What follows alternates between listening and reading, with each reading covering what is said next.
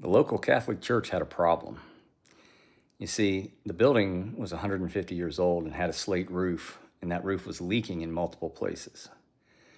And the parish priest looked at his budget, and he only had a few $1,000s in the building fund.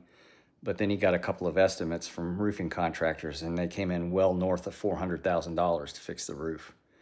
So he said, what am I going to do?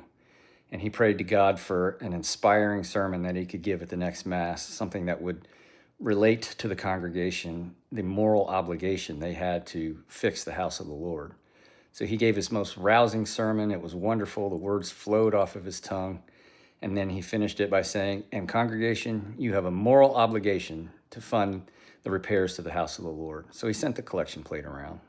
And a few people donated, but it came back with just a few $1,000s in it, not even close to being what he needed. So he decided to do a different strategy. He said, I'm going to go to the individual parishioners that I know in this church that have been members the longest and have the most money, one by one, and talk to them. And he did that with a few of them, got a few more $1,000s, but he finally got to the last one on the list, Mr. O'Leary, who was 70 years old, been in the church forever, and was known to have a lot of family money. So he invited Mr. O'Leary to lunch one day. And while they were meeting, he talked about the problems with the roof. And he said, Mr. O'Leary, I think you have a moral obligation to help fund the repairs to the house of the Lord. Well, Mr. O'Leary sat and thought about that for a minute, and then he scratched his chin. And he says, Father, let me tell you something about moral obligations. I have a 95-year-old mother who raised 3 of us on her own after my bastard father left. And she worked 3 jobs, worked her fingers to the bone just to try to keep a roof over our head.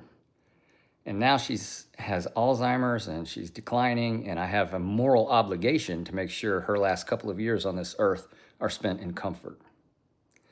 Furthermore, I have a daughter whose husband died recently, and she has 3 kids. And I have a moral obligation to make sure that those kids have a roof over their head and food in their bellies.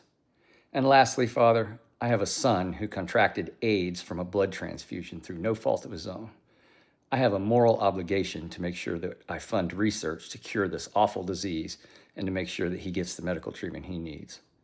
And Father, if I can tell all of them no, I can certainly tell you no.